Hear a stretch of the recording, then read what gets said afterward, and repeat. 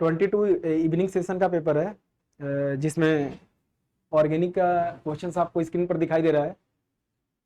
Question number 51 है, match the compound with the appropriate catalyst reagent list second for their reduction, है ना, reduction into corresponding amine. हमें amine में reduce करना है ना। ये इवनिंग सेशन का है जो आपका ऑलरेडी लिखा हुआ है 22, है ना, 1 इवनिंग सेशन के पास। तो 51 नंबर का सवाल है, जैसे हमें इनके साथ ये ऑलरेडी दिया गया है, रिएजेंट प्रोवाइड किया हुआ है, हमें किस कौन कौन अमाइन में करेगा बस ये बताना है। तो आप देखो ये अमाइड है, अमाइड को हमें प्राइमरी अमाइन में कन्वर्ट करना है ना, अमाइड को अमाइन में कन्वर्ट करना है, ठीक है ना। ये प्राइमरी अमाइड है तो प्राइमरी अमाइन में ही जाएगा। तो इसके लिए रिडक्शन के लिए क्या लेंगे, LiLH4, है ना। ये नाइट्रोबेंजीन है, नाइट्रोबेंजीन के लिए LiLH4 नहीं लेंगे तो एजो बेंजीन आ जाएगा, आपने पढ़ा होगा। नाइट्रोबेंजीन के साथ LiLH4 लेंगे तो एजो बेंजीन आ जाएगा। तो नाइट्रोबेंजीन के साथ क्या लेंगे, ACNHCl लेंगे, है ना। ये रिड्यूस कर देगा। ये आपका साइनाइड है, साइनाइड के साथ H2 मेटल ले लेंगे, रिड्यूस कर देगा प्राइमरी अमाइन में। और ये आपको N सब्स्टिट्यूटेड थाइलिमाइड है, N सब्स्टिट्यूटेड, N सब्स्टिट्यूटेड, है ना, N अल्काइल थाइलिमाइड। इसका केवल हाइड्रोलिसिस करेंगे तो प्राइमरी अमाइन आ जाएगा, है ना। हाँ दिया हुआ है यहाँ पर NaOH एक्वस ऑलरेडी। तो ए का हमारा क्या हो गया, 3 हो गया, है ना। ए का 3 हो गया, थोड़ा सा रुक जाओ, ए का 3 हो गया, है ना, ज़्यादा कर देगा। ए का 3 हो गया, ए का 3 हो गया, और बी का कितना होगा, बी का 4th हुआ। ए का 3, बी का 4, ए का 3, बी का 4, एक ही ऑप्शन ही है जिसमें बी, यहाँ भी ए का 3 है और यहाँ भी ए का 3 है, बी का 4 यहाँ है। तो आपका आंसर ये आ जाएगा, है ना। सारे मैच कर लेते हैं, ए का 3 आएगा, बी का 4 आएगा, और सी का क्या आएगा, सेकंड। सी का क्या आया था, सेकंड आया था, सी का सेकंड आया था ना, सी का सेकंड आया था, सही है। और डी का क्या है, फर्स्ट, डी का फर्स्ट आया था, सही है। ये आपका राइट आंसर आएगा, ठीक है। नेक्स्ट,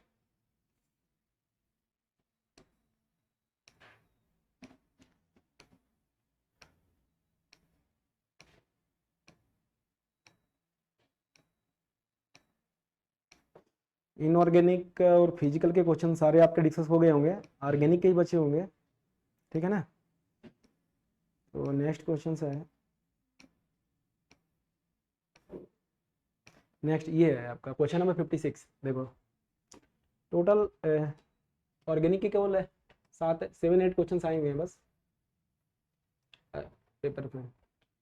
यहाँ देखो आपको दिया हुआ है, एक क्या लिखा है यहाँ पर,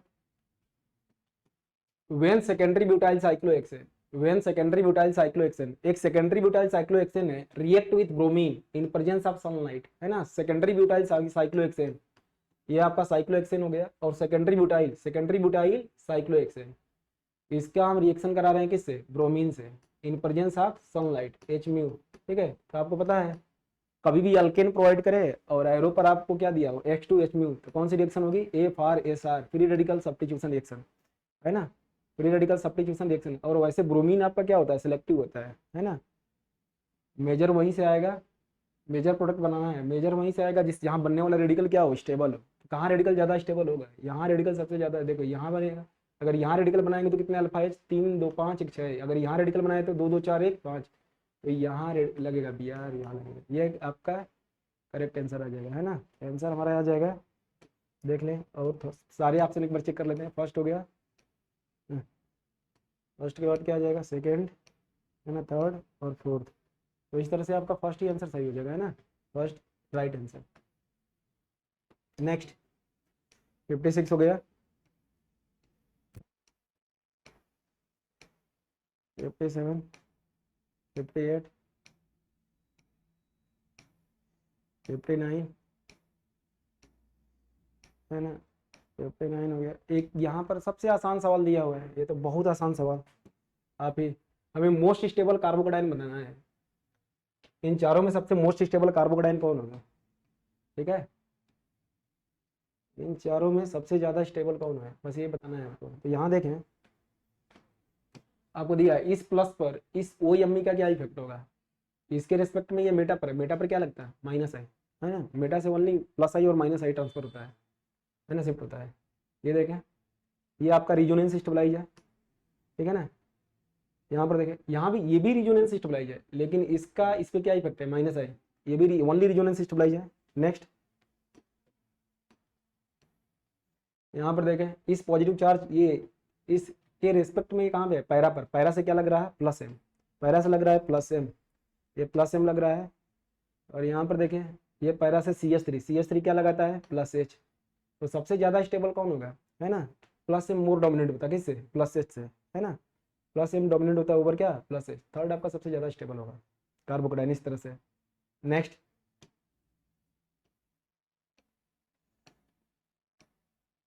एक ये सवाल है, क्वेश्चन नंबर 62 है, देखो सवाल नंबर 62 है,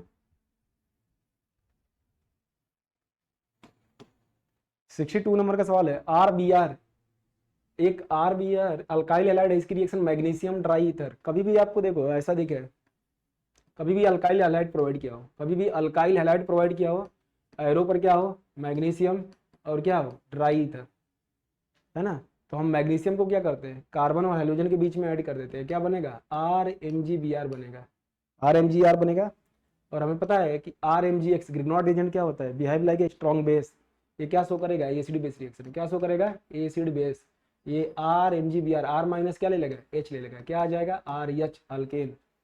तो हमें यहाँ पर क्या दिया हुआ है देखो कि मतलब ये एसिड बेस रिएक्शन हो गया, जैसे ये ग्रिग्नॉट एजेंट बना है उसके बाद एसिड बेस कराया तो ये हमारा प्रोडक्ट बना है, ये प्रोडक्ट आया 2 मेथाइल ब्यूटेन। बोला है the maximum number of RBr producing 2 methyl butane, है ना, इसके कितने मैक्सिमम नंबर होंगे जो 2 मेथाइल ब्यूटेन क्या करेंगे प्रोड्यूस करेंगे, 2 मेथाइल ब्यूटेन प्रोड्यूस करेंगे, ठीक है ना।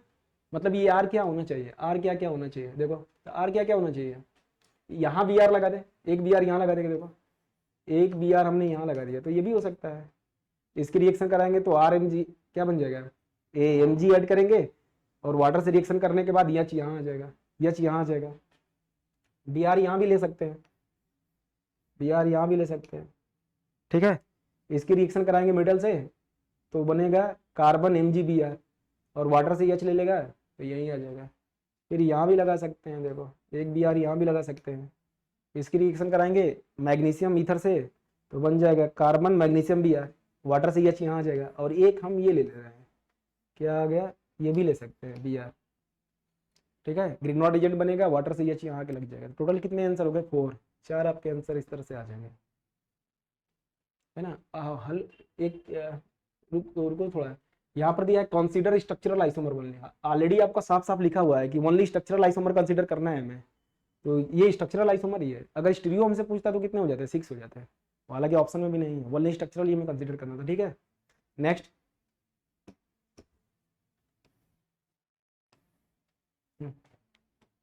क्वेश्चन है 62 हो गया, 63 नेक्स्ट है 64 नंबर का क्वेश्चन देखे,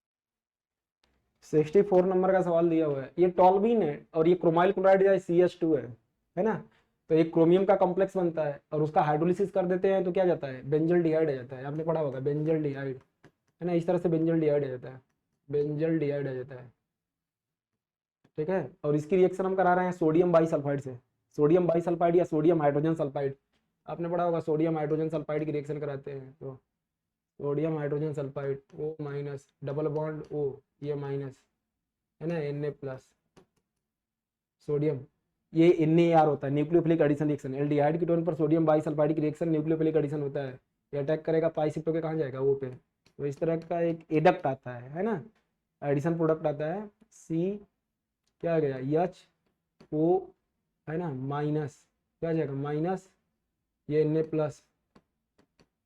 ठीक है, और यहाँ आता है SO3 SO3H यहाँ H रहेगा, थोड़ा सा मैंने गड़बड़ कर दिया है, यहाँ आपका हो जाएगा H,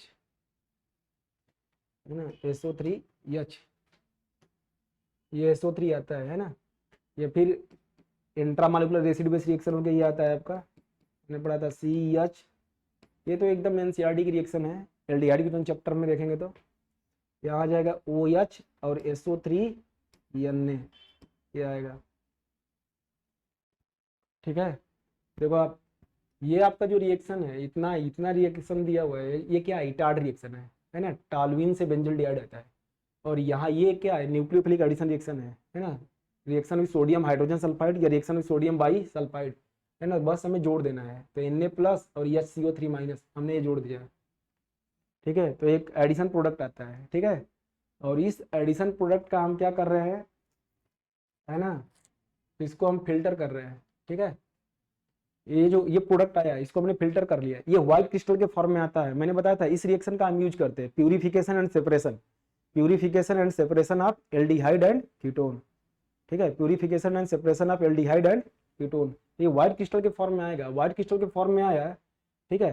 तो इसको हमने सेपरेट कर लिया, ठीक है, फिल्टर कर लिया। तो जो रेजिड्यू आया है, ठीक है, मतलब जो व्हाइट क्रिस्टल आया है उसमें हमने क्या मार दिया, HCl, डाइल्यूट HCl मार दिया। डाइल्यूट HCl मारेंगे तो फिर से एल्डिहाइड क्या होगा, रीजनरेट हो जाएगा, फिर से एल्डिहाइड क्या होगा, रीजनरेट हो जाएगा, है ना, फिर से रीजनरेट हो जाएगा। तो देखो फिर से HCl मारेंगे तो फिर से एल्डिहाइड रीजनरेट हो जाएगा। तो एक आपका आंसर क्या आएगा, देखें फर्स्ट ऑप्शन दिया हुआ है आपका ये ऑप्शन तो है एडिशन प्रोडक्ट। और किसी ऑप्शन में है क्या, देखें 3 4 और किसी में है नहीं, तो ये आपका हो गया और ये सेकंड हो गया, है ना। ये फर्स्ट आपका, first is the right answer, आपका पहला आंसर करेक्ट है। नेक्स्ट नेक्स्ट है, देखो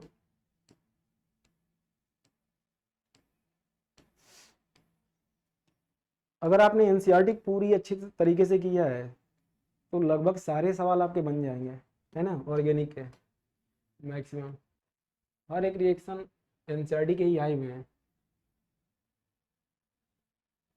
तो ज़्यादा कुछ बड़े बड़े रिएक्शन करके कोई नहीं, कुछ भी नहीं होता। अगर अच्छे से आपने एनसीईआरटी किया है तो लगभग सारे सवाल सही हो जाएंगे।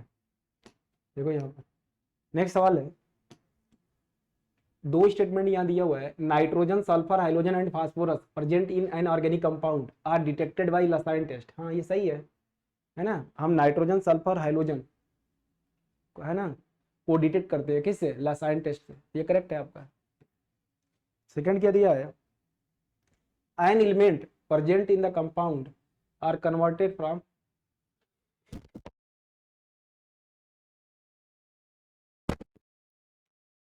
यहाँ दिया हुआ है the element present in the compound are converted from covalent, है ना, covalent form into ionic form by fusing the compound with magnesium in Lassaigne test, है ना, नहीं मैग्नीशियम नहीं, लासाइन टेस्ट का दूसरा नाम क्या होता है, सोडियम एक्सट्रैक्ट टेस्ट, इसका नाम ही है सोडियम फ्यूजन टेस्ट।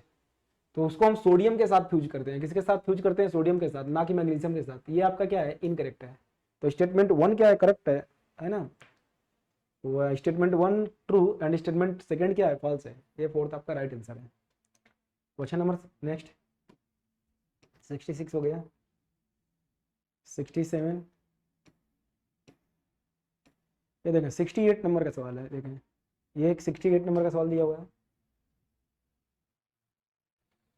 68 हमें क्या बताना है, देखें 68 हमें बताना है, identify the number of structure, identify the number of structure from the following which can be considered correlated to D glyceraldehyde, है ना, कोरिलेटेड विथ डिग्लिसरॉल्डिहाइड। देखिए इधर डिग्लिसरॉल्डिहाइड है ना, टॉप पे क्या होना चाहिए, CHO। प्रिंसिपल फंक्शनल ग्रुप आपका कहाँ होना चाहिए, टॉप पे होना चाहिए HOH। अगर डिग्लिसरॉल्डिहाइड होगा, है ना, तो CH2OH, CH2OH का जो नेक्स्ट कायरल सेंटर होगा उसमें OH किधर होगा, राइट हैंड साइड होना चाहिए, राइट साइड में होना चाहिए, मतलब ऐसा दिखना चाहिए आपको, इस टाइप का देखना चाहिए, CH2OH और OH क्या है, राइट साइड में। या ऐसे भी बोल सकते हैं, लास्ट कायरल सेंटर पर OH किधर होना चाहिए, राइट साइड होना चाहिए, लास्ट कायरल सेंटर पर OH किधर होना चाहिए, राइट, है ना, राइट साइड होना चाहिए। देखिए तो यहाँ देखो लास्ट कायरल सेंटर पर, ये तो CH2OH हो गया, लास्ट कायरल सेंटर पर OH किधर है, राइट साइड, तो ये D हो गया। इधर देखें लास्ट कायरल सेंटर पर OH किधर है, ये भी आपका D हो गया।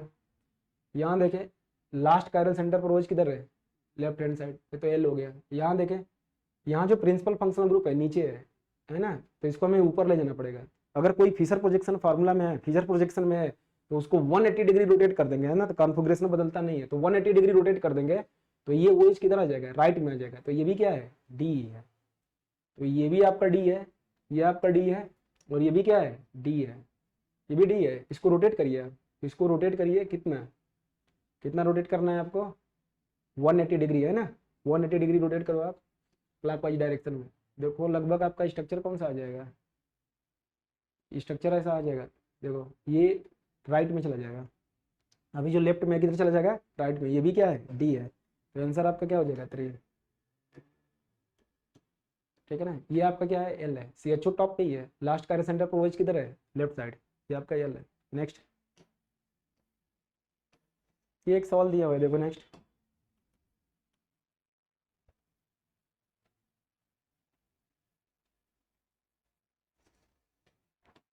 नेक्स्ट क्वेश्चन दिया है 69 नंबर का, the alkane from below having 2 secondary hydrogen, हमें 2 सेकेंडरी हाइड्रोजन बताना है, किस कौन से अल्केन में 2 सेकेंडरी हाइड्रोजन है।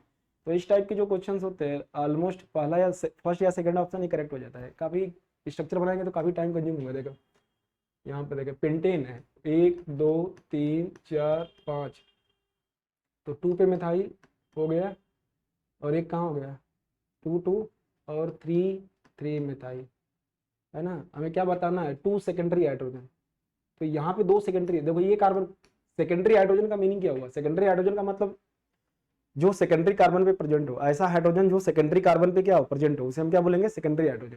तो ये कार्बन प्राइमरी हो गया, ये तो क्वाटरनरी हो गया, कोई हाइड्रोजन नहीं था, प्राइमरी प्राइमरी प्राइमरी प्राइमरी, ये सेकेंडरी हुआ और ये प्राइमरी हुआ। सेकेंडरी कार्बन पर देखो यहाँ पर 2 हाइड्रोजन है, तो आंसर तो आपका यही हो गया।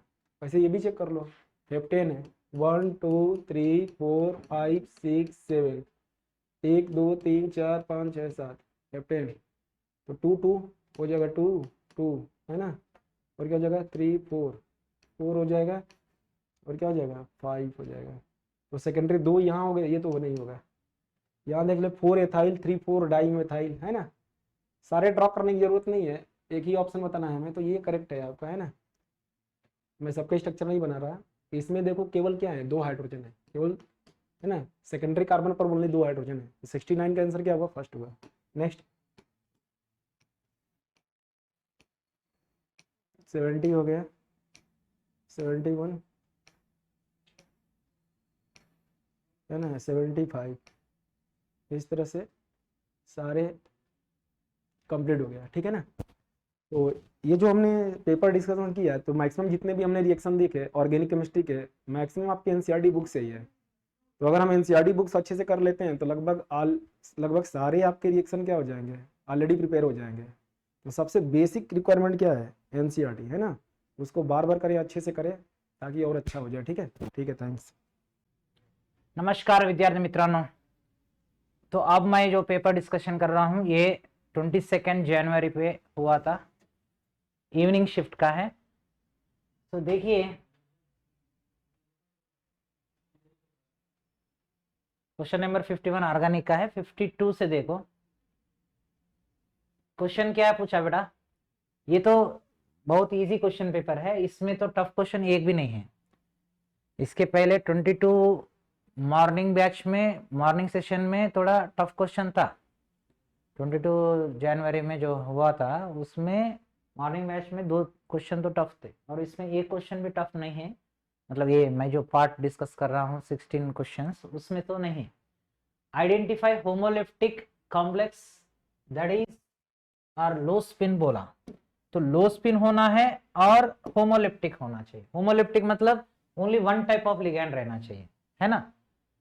और क्या बोला, लो स्पिन, लो स्पिन मतलब स्ट्रॉन्ग फील्ड लिगैंड रहे तो ना लो स्पिन कॉम्प्लेक्स बनता है ना। अब ये तो होमोलिप्टिक होता ही नहीं, हेट्रोलिप्टिक बोलते, वन से ज्यादा लिगैंड रहे तो बस वो हेट्रोलिप्टिक है, तो ये होता ही नहीं आंसर। एंड ये होमोलिप्टिक है लेकिन वीक फील्ड लिगैंड है इसमें, ये फ्लोरीन क्या है, वीक फील्ड है। एंड इधर साइनाइड है ना, ये स्ट्रॉन्ग फील्ड है, तो स्ट्रॉन्ग फील्ड रहे तो ये होमोलिप्टिक है, और क्या हो सकता है, लो स्पिन कॉम्प्लेक्स हो सकता है, बराबर है ना। हाँ ये होगा। नेक्स्ट ये देखो कोबाल्ट +3 है, तो कोबाल्ट +3 क्या है, कोबाल्ट +3 विद अमोनिया लिगैंड क्या होता है, ये स्ट्रॉन्ग फील्ड लिगैंड जैसा बिहेव करता है, तो ये स्ट्रॉन्ग फील्ड लिगैंड है एंड ये होमोलिप्टिक है, तो फिर ये दोनों हो सकते, C and D, C and D हो सकता है आंसर, है ना। तो ये आयरन +2 है बेटा, इसमें आयरन +2 में 3d6 मतलब 4 अनपेड रहते, लेकिन साइनो लिगैंड वजह से वो क्या हो जाते, पेयर अप हो जाते, तो लो स्पिन हो गया ना। एंड कोबाल्ट +3 में भी 3d6, इसमें भी 4 अनपेड है, और ये अमोनिया लिगेंड वजह से पेयर अप हो जाते, तो ये दोनों केस में स्ट्रॉन्ग फील्ड लिगेंड रहने वजह से पेयर अप हो जाता है electron, and that will be called as low spin complex. तो फिर आंसर इसका सी एंड डी ओनली, बराबर है। हाँ, नेक्स्ट ये देखो बेटा, यहाँ पर एक्टिवेशन एनर्जी क्या हो सकता है इसका। एक्टिवेशन एनर्जी मतलब रिएक्टेंट्स को जितना एनर्जी देना है, हम कितना एनर्जी प्रोवाइड करना है to form activated complex, that is called as activation energy. तो E1 प्लस E2 हो सकता है, राइट। तो ये है activation energy E1 plus E2।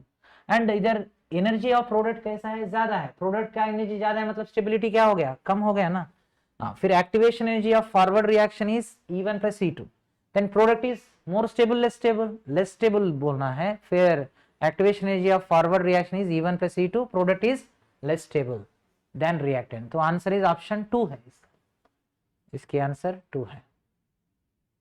Next 54 का क्वेश्चन देखो, डेंसिटी दिया था और मोलैलिटी भी दिया था, दोनों दिया, मोलैरिटी दिया और पूछ रहा है मोलैलिटी। स्मॉल m की फार्मूला तो तुमको मालूम है, डायरेक्ट फार्मूला बेस्ड क्वेश्चन है ये, m molarity into 1000 by 1000 into density minus gram molecular weight into molarity. ये फार्मूला में डायरेक्ट सब्स्टिट्यूशन करो, तो फार्मूला बेस्ड क्वेश्चन है ये। मोलैरिटी की वैल्यू है 3 molar, 3 into 1000 upon 1000 into density कितना दिया 1.25 दिया, माइनस ग्राम मॉलिक्यूलर वेट कितना 58.5 NaCl का लेना, और मोलैरिटी तो 3 है, और वैल्यू सब्स्टिट्यूशन कर दो, आंसर आ सकता है 2.79 मोलाल, स्मॉल m है ना, राइट। तो इतना सिंपल है ये क्वेश्चन, तो just formula based question. Next ये क्वेश्चन देखिए, an element in the extreme left of the periodic table बोला। एक्सट्रीम लेफ्ट क्या रहते हैं, 1A ग्रुप एलिमेंट्स, मतलब मेटल्स ही रहते हैं ना। तो मेटल के ऑक्साइड्स एसिडिक होते क्या, ये स्टेटमेंट 1 गलत है ना, एसिडिक ऑक्साइड बोला तो गलत है, स्टेटमेंट 1 गलत है। स्टेटमेंट 2 क्या है, acidic acid is formed during the reaction between water and oxide of the reactive element present in the extreme right of the periodic table। periodic table में extreme right क्या है, inert gases है, लेकिन ये क्या बोला, reactive बोला। reactive वाले क्या है, halogens है। तो halogens की ऑक्साइड को हमें पानी में डाल दे तो क्या बनता है, अब क्लोरीन हेप्टॉक्साइड है, इसको पानी में डाल दो तब क्या बन रहा है, परक्लोरिक एसिड, मतलब एसिड ही बन रहा है ना, राइट। तो नॉन मेटल की ऑक्साइड को पानी में डाल तो क्या बनता है, उसकी एसिड से बनते हैं, तो इसीलिए स्टेटमेंट 2 करेक्ट। तो statement 1 is false, statement 2 is right, तो इसीलिए आंसर इज 4th ऑप्शन, ठीक है। नेक्स्ट क्वेश्चन नंबर ये देखो बेटा, हाँ, एक कोऑर्डिनेशन केमिस्ट्री का है। The correct order of the following, the correct order of the following क्या बोला था, देखो CFSE crystal field stabilisation energy, किसकी क्रिस्टल फील्ड स्टेबलाइजेशन एनर्जी ज्यादा हो सकता है बोला। जनरली CFSE किस पे डिपेंड होता है, मेटल की ऑक्सीडेशन स्टेट पे डिपेंड होता है। इसमें मेटल की ऑक्सीडेशन स्टेट क्या है, कोबाल्ट +3 है, इसमें +2 है, ये दोनों में, और इसमें क्या है +3 है, right. And amine ligand and ethylene diamine ligand में स्ट्रॉन्ग फील्ड क्या है, इथिलीन डायमीन स्ट्रॉन्ग फील्ड है, SFL है। When compared with amine ligand ये strong field होता है, अमीन लिगैंड से कंपैरिजन में इथिलीन डायमीन स्ट्रॉन्ग फील्ड है। तो फिर सबसे ज्यादा ये हो सकता है, बाद में अमीन लिगैंड होता है, एंड दोनों +3 वाले आगे रख दो। नेक्स्ट +6, ये +2 वाले, ये दोनों क्या है +2 वाले, बट ये ऑक्टाहेड्रल है, ऑक्टाहेड्रल कॉम्प्लेक्स है, ये क्या कॉम्प्लेक्स है, टेट्राहेड्रल कॉम्प्लेक्स है। ऑक्टाहेड्रल कॉम्प्लेक्स की CFSE वैल्यू ज्यादा होता है टेट्राहेड्रल कॉम्प्लेक्स के कंपैरिजन में, है ना। तो इसीलिए ऑप्शन 3 इज करेक्ट, बराबर है। एक्चुअली ये दोनों से ये दोनों क्यों ज्यादा है, कोबाल्ट +3 है, इसमें दोनों में भी मेटल का ऑक्सीडेशन स्टेट ज्यादा है, इसीलिए वो दोनों का आगे रख दिए हम। लेकिन ये दोनों को हम पीछे क्यों रख दिए बोल, तो यहाँ पर इसके केस में +2 है, इसके केस में +2 है, बट ये ऑक्टाहेड्रल है, ये टेट्राहेड्रल है, टेट्राहेड्रल का तो कम रहता, मालूम है ना तुमको, राइट। नेक्स्ट 15th ग्रुप में क्या बोला, the maximum covalency of non metallic group, maximum covalency पूछ रहा है, राइट। मैक्सिमम कोवेलेंसी पूछ रहा है, किसका पूछ रहा है, ई बॉन्ड जिसका वीकेस्ट है इन 15th ग्रुप। ई बॉन्ड का वीकेस्ट मतलब नाइट्रोजन, नाइट्रोजन का वीकेस्ट रहता due to lone pair repulsions. Lone pair repulsion होने के कारण इसकी बॉन्ड स्ट्रेंथ जो है ना वो कम हो जाता, वीक हो जाता। तो बॉन्ड स्ट्रेंथ कम हो जाने पे हमें बोल सकते इसकी कोवैलेंसी पूछ रहा है, राइट। तो नाइट्रोजन की कोवैलेंसी क्या हो सकता है, मैक्सिमम कोवैलेंसी, जनरली कोवैलेंसी उसका 3 है, मैक्सिमम कोवैलेंसी क्या है, 3 है, मैक्सिमम कोवैलेंसी 4 हो सकता है।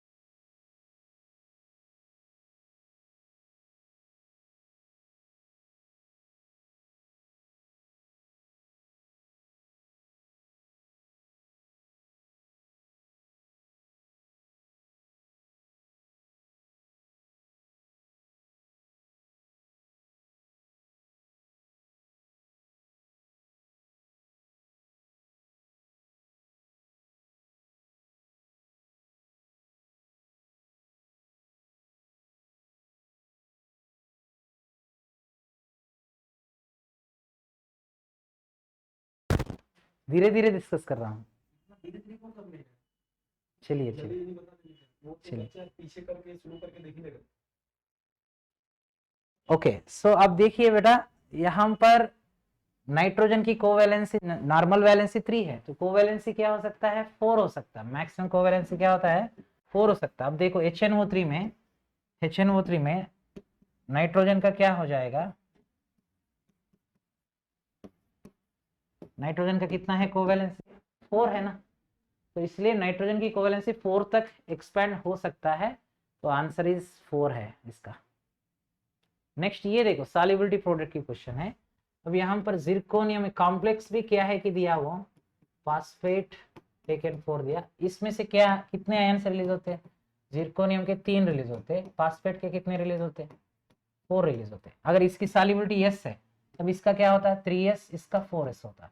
तो KSP कितना हो गया बोलो, KSP concentration of zirconium plus 3 whole cube and concentration of phosphate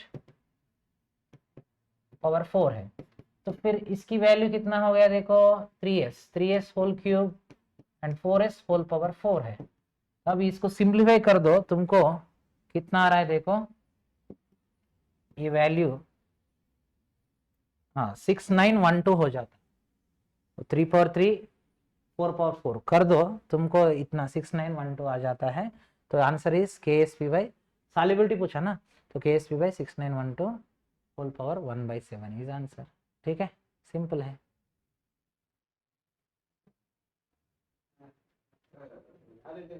next question देखिए बेटा, हाँ इसमें disproportionation which does not undergo disproportionation बोला, तो डिस्प्रोपोर्शनेशन होने के लिए वो एटम मिडिल में रहना चाहिए ना, उसकी ऑक्सीडेशन स्टेट, राइट। तो क्लोरीन की पॉसिबल ऑक्सीजन स्टेट -1 से लेकर +7 तक है ना, ये पॉसिबल ऑक्सीजन स्टेट में मिडिल में रही तो ही वो डिस्प्रोपोर्शनेशन हो सकता। अगर हाईएस्ट में है तब वो डिस्प्रोपोर्शनेशन होगा क्या, नहीं होगा। इधर क्लोरीन का +7 है, हाईएस्ट में है, तो ये डिस्प्रोपोर्शन हो सकता क्या, नहीं हो सकता। It is only undergoing reduction, it can not undergo oxidation, इसलिए आंसर इसका 2 है। तो नेक्स्ट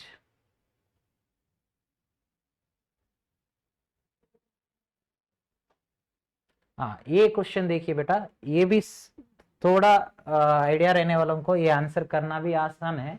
du/dt मतलब CV बोल के आइडिया तो रहता है, ये डायरेक्ट CV का फॉर्मूला आइडिया रहने वालों को, CV इज इक्वल टू, तुमको पढ़ाते भी du/dt होके, हाँ ऐसा पढ़ाते भी तुमको जनरली हीट के फर्स्ट स्टेट कांस्टेंट वैल्यू पढ़ाने जब। नेक्स्ट ये क्या है देखो, CP का केस में क्या हो जाता है, dH/dt होता है, ये भी आइडिया है तुमको।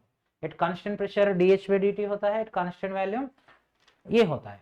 बट ये दोनों थोड़ा तुमको ऐसा लिखना पड़ता है, H - TS है ना, हाँ तो इसको dg दोनों तरफ डिफरेंशिएशन कर दो, तब dh, h का मतलब हमें लिख सकते हैं u प्लस पी भी लिख सकते माइनस ts है ना। अब इसको मैं दोनों तरफ डिफरेंशिएशन कर रहा हूं, दोनों तरफ डिफरेंशिएशन कर रहा हूं, तो dg is equal to du plus ये क्या होता है, दोनों अगर वेरिएबल्स रहेगा तो एक को कांस्टेंट रख के हमें दूसरा को डिफरेंशिएशन कर देते हैं, है ना। तो TDS माइनस SDT बराबर है। अब ये क्या हो गया, du प्लस PdV, ये dq हो सकता, तो ये भी क्या है बेटा, माइनस dq है, ये भी dq है, ये भी dq है, देखो तो ये दोनों कैंसिल हो जाते, राइट। तो क्या बाकी है, VDP माइनस SDT बाकी है। तो VDP माइनस SDT बाकी है, तो फिर VDP माइनस SDT को हमें कांस्टेंट प्रेशर पे करेंगे पहले। इधर कांस्टेंट वैल्यू टेम्परेचर का है और कांस्टेंट प्रेशर का है, तो कांस्टेंट प्रेशर पे इसको डिफरेंशिएशन करेंगे। अब dg is equal to VDP minus SDT है ना, तो कांस्टेंट प्रेशर पे इसको डिफरेंशिएशन करेगा तो do g by do t at constant pressure, तब क्या हो जाता है, कांस्टेंट प्रेशर पे ये dp की टर्म 0 हो जाता है, तो minus SDT by dt cancel हो जाता है, तो माइनस s रहेगा, क्या रहेगा, माइनस s। तो इसकी आंसर है माइनस s, ठीक है। नेक्स्ट इसकी आंसर देखो, dg by dp at constant temperature, constant temperature पे ये टर्म क्या हो जाता, देखो इसमें, इसको ही हमें डिफरेंशिएशन करेंगे कांस्टेंट टेम्परेचर पे, तो कांस्टेंट टेम्परेचर पे करेगा तो ये टर्म 0 हो जाता है, और ये टर्म dp बाई dp ये कैंसिल हो जाके v into dp by dp, ये दोनों कैंसिल हो जाते हैं, ऐसा तुमको v बचेगा इधर, तो इसकी वैल्यू आ जाता है v। सो इसकी आंसर है v, ठीक है बेटा, सिंपल है। तो ऐसा हमें इसको आंसर कर सकते हैं। नेक्स्ट क्वेश्चन देखो, हाँ ये लेसन टेस्ट हम ऑर्गेनिक टीचर तुमको डिस्कस करते, ठीक है बेटा। अब ये देखिए, ये spectral line will be observed for 2px 2py transition बोल रहा है, 2px 2py में ट्रांजिशन हो जा तो इस दोनों की एनर्जी सेम है, 2px 2py 2pz कहाँ रहते, उस सबकी एनर्जी, इसको क्या बोलते हैं हम, डीजेनरेटेड ऑर्बिटल बोलते हैं, pz ये है, px ये है, py ये है ना, तो इसकी एनर्जी कैसा रहते, सेम। तो एनर्जी सेम, उसमें अगर ट्रांजिशन हुआ वहां पर स्पेक्ट्रल लाइन कुछ दिखेगा, स्पेक्ट्रम में नहीं दिखेगा, अगर एनर्जी बैरियर रहेगा तो तभी ना दिखेगा।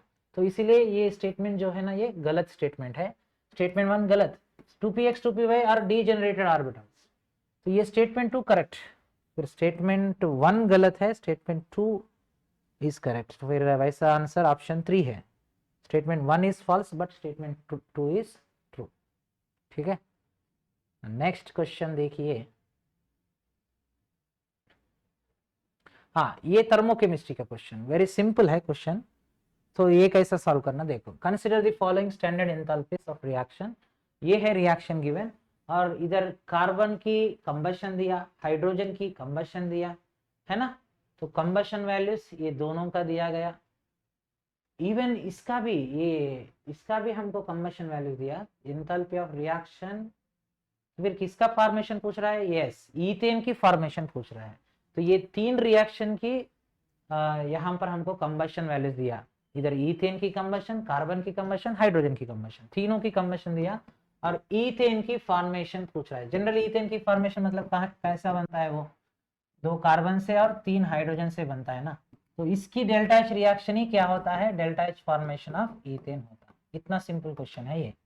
तो फिर कंबशन वैल्यूज दे तो हम क्या करते, कंबशन वैल्यूज दे तो क्या करते, combustion of reactant minus product करते ना, तो delta H combustion of reactant, carbon की कंबशन मतलब 2 है और हाइड्रोजन की कंबशन मतलब 3 है, माइनस प्रोडक्ट क्या है, ईथेन, ईथेन की कंबशन मतलब डेल्टा एच 1 है, राइट बेटा।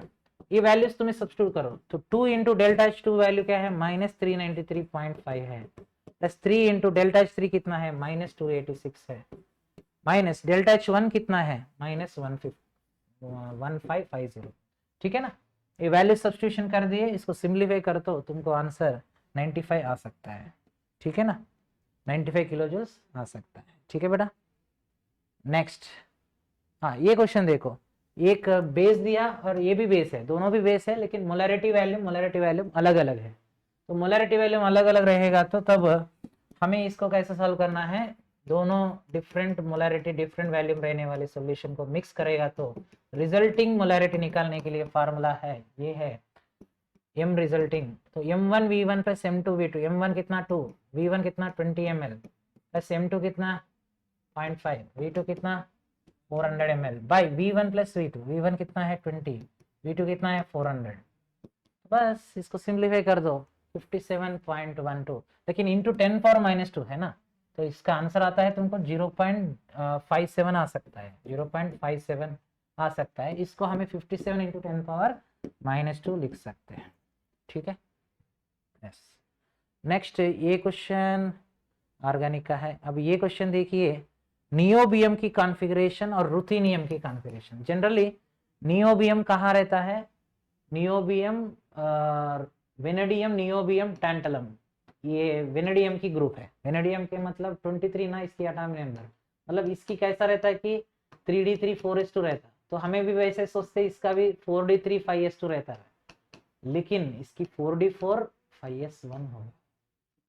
इसमें इलेक्ट्रॉन इसमें से इस पे जंप होता है, ये अबोर रूल को वायोलेशन करता है नियोबियम, ये आइडिया रहना। और रुथेनियम कहाँ है, आयरन, रुथेनियम, ऑस्मियम है। तो आयरन का रहता है 3d6 4s2 रहता है, तो हमें सोचते हैं इसका भी वैसे ही रहेगा, लेकिन इसका 4d7 5s1 होता है, 4d7 5s1। तो एक इलेक्ट्रॉन इसमें से इसमें जंप होता है, ये भी अबोर रूल को वायोलेशन किया। तो यहां पर पूछ रहा है total number of electrons in, किसमें है, किसमें का पूछ रहा है वो, D electrons in D orbitals. D orbital में टोटल इलेक्ट्रॉन कितने हैं, इसमें 4 है, इसमें 7 है, टोटल नंबर ऑफ इलेक्ट्रॉन्स 11 है, इसकी आंसर 11 होता है, ठीक है ना। तो पता नहीं रहने वाले नहीं लिखते, गलत कर देते, ठीक है। और ये nickel +2 complex with DMG, nickel +2 complex with DMG मतलब निकेल डीएमजी टेकन ट्वाइस, यही है ना, यही ना निकेल कॉम्प्लेक्स डीएमजी वाला। तो फिर डीएमजी मतलब डाइमिथाइल ग्लाइकोजेम है, तो डाइमिथाइल ग्लाइकोजेम की स्ट्रक्चर तुमको मालूम रहे तो कुछ नहीं है इसमें। ओके, सो उसकी स्ट्रक्चर मैं ड्रा करके बता रहा हूँ, इधर सुनो। सी बॉन्ड सी रह सकता है, C bond C, and double bond N वो माइनस एक तरफ रहता है ना, और ओ एच एक तरफ रहता है ना। So like this it can be possible, ठीक है ना बेटा। सो फिर यहां पर भी वैसे ही करो, डबल बॉन्ड सी, ऐसे इसकी स्ट्रक्चर ड्रा करो। डाइमिथाइल ग्लाइकोजेम है ना, तो इधर भी मिथाइल ग्रुप लिखो, इधर भी मिथाइल ग्रुप। तो फिर सारे हाइड्रोजन इसमें कितने होते हैं वो तुम्हें लिखना चाहिए। इसमें हाइड्रोजन इंट्रामॉलिक्यूलर हाइड्रोजन बॉन्डिंग ऐसा हो सकते हैं, मालूम है ना ये स्ट्रक्चर, फुल स्ट्रक्चर। तो इधर ये मिथाइल ग्रुप के टोटल हाइड्रोजन कितने हैं, मिथाइल ग्रुप के 12 है ना, 3 3 3 3 12 हो गए। इधर OH में इधर एक है, इधर एक है, टोटल 14 है।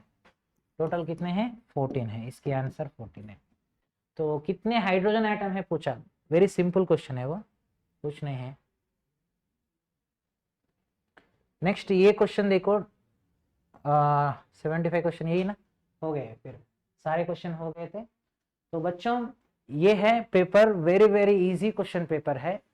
I hope you have done very well this question paper.